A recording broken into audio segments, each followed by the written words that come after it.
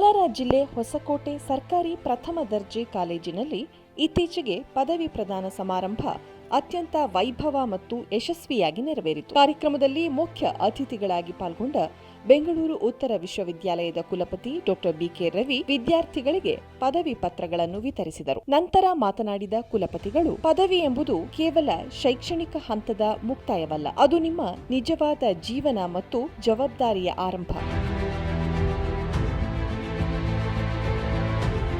ಇಂದಿನ ಜಾಗತಿಕ ಸ್ಪರ್ಧಾತ್ಮಕ ಜಗತ್ತಿನಲ್ಲಿ ಕೇವಲ ಪದವಿ ಪ್ರಮಾಣ ಪತ್ರ ಸಾಲದು, ಅದರೊಂದಿಗೆ ನಿರಂತರ ಕಲಿಕೆ ಇರಬೇಕು. ವಿದ್ಯಾರ್ಥಿಗಳಲ್ಲಿ ವಿನಯ, ವಿಧೇಯತೆ, ಪರಿಶ್ರಮ ಮೈಗೂಡಿಸಿಕೊಳ್ಳಬೇಕೆಂದು ತಿಳಿಸಿದರು. ಅಷ್ಟೇ ಅಲ್ಲದೆ ಗುರು ತೋರಿದ ಮಾರ್ಗದಿಂದಾಗಿ ಅಪ್ಪ ಅಮ್ಮನ ಕನಸನ್ನ ನನಸು ಮಾಡಬೇಕೆಂದು ತಿಳಿಸಿದ ಅವರು, ನೀವು ಯಾವುದೇ ಸಮಾಜದ ಉನ್ನತ ಸ್ಥಾನಕ್ಕೆ ಹೋದರೂ ಸಮಾಜದ ಋಣವನ್ನು ತೀರಿಸಲು ಮರೆಯಬಾರದು ಎಂದು ವಿದ್ಯಾರ್ಥಿಗಳಿಗೆ ಕರೆ ನೀಡಿದರು.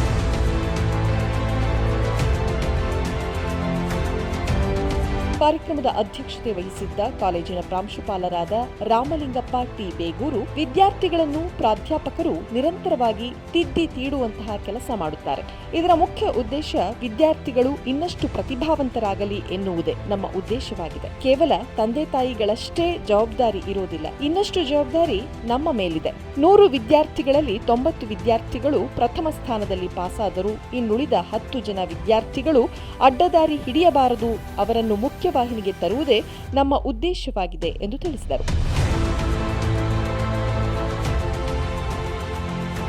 ಮುಂದಿನ ದಿನಗಳಲ್ಲಿ ನೀವು ಉತ್ತಮವಾಗಿ ಪರೀಕ್ಷೆ ಬರೆದು ತಂದೆ ತಾಯಿಗಳಿಗಷ್ಟೇ ಅಲ್ಲದೆ ಗುರುವಿಗೂ ಕಾಲೇಜಿಗೂ ಒಳ್ಳೆಯ ಹೆಸರನ್ನು ತರಬೇಕೆಂದು ತಿಳಿಸಿದ ಅವರು, ಅದಕ್ಕಾಗಿ ಇಂತಹ ಪದವಿ ಪ್ರದಾನ ಸಮಾರಂಭಗಳು ನಿಮ್ಮ ಭವಿಷ್ಯವನ್ನು ಉಜ್ವಲವಾಗಿಸಲಿ ಎಂದು ತಿಳಿಸಿದರು. ಕಾರ್ಯಕ್ರಮದಲ್ಲಿ ಎಲ್ಲಾ ವಿಭಾಗದ ಮುಖ್ಯಸ್ಥರು, ಕಾಲೇಜಿನ ಆಡಳಿತ ಸಿಬ್ಬಂದಿ ಉಪಸ್ಥಿತರಿದ್ದರು.